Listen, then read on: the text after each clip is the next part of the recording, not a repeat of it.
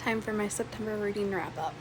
I had a few 5-star reads, mostly 4-star reads this month, which means I liked them a lot, but they weren't exceptional.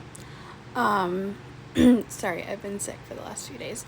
And then I think just one 3-star read. Starting off the month strong with Happy Place by Emily Henry. I love all of her books. I think I've given all of them 5 stars. I just love her writing, and this one wasn't necessarily a happy book, but it ended up being really good. Then I read Twisted Games. This is my favorite one of the series so far. I just have Twisted Lies left, the last book. This one definitely was 5 stars for me.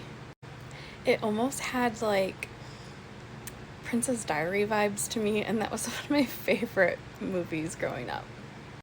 Then I read The Summer I Turned Pretty. Honestly, it's probably more of a 3.5 star for me. It was good, but it was hyped up so much, I expected a little more, I think.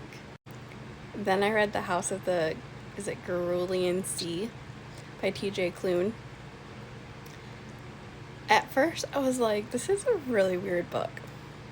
Then I couldn't stop reading it. It was so good. There's such a good hidden message to it about acceptance. 5 stars. Then I went to a thriller, Secluded Cabin Sleep 6. It had really good twists and turns to it. Some things I wasn't expecting. I wanted a little bit more out of it. That's why it got 4 out of 5 for me. Then Twisted Hate by Anna Huang. It was very good. I liked it a lot, but after reading Twisted Games, it didn't measure up. Then The Lost Apothecary. I thought this book was so good. At first, I wasn't sure because I believe it starts back in like the 1800s or something. And I typically don't like books that are based back that far, but it jumps back between back then and now, and I think they did it very well. Then I read Assistant to the Villain. This book was so hyped up, I was expecting to just devour it. I really liked it, but I don't necessarily get the full hype on it. Then The Things We Left Behind, the final book in the Knock 'Em Out series, and I am so sad the series is done. It's one of my favorite series I've read. I think all 3 books got 5 stars. I loved it so much. I can't wait to read more of Lucy Score's books. Then we read Secretly Yours by Tessa Bailey. I love Tessa Bailey's writing. It's not my favorite Tessa Bailey book, but it was very, very good. Then we read The Coworker by Freida McFadden. Definitely a twist I didn't see coming. It's not my favorite by her, but it was so good. Then I read What Happens After Midnight. This one was just okay.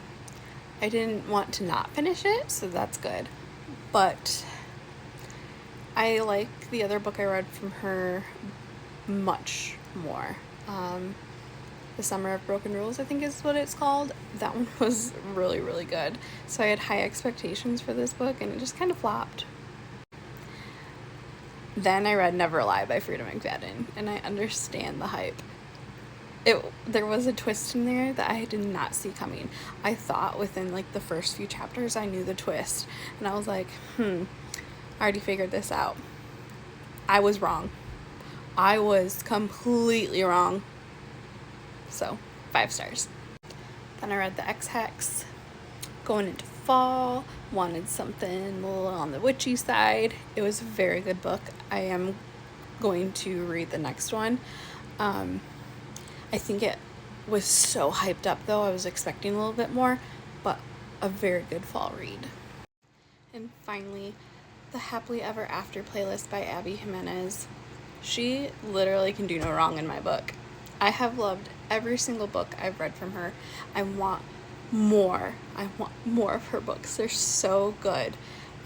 This is the second book in this series, and I can't wait to read the third one. I don't really know who the third one is about though, so I'll have to look at that. But such a good book. So definitely a good reading month. I'm looking forward to reading more fall books and thrillers in the month of October. What's on your TBR? I want to know.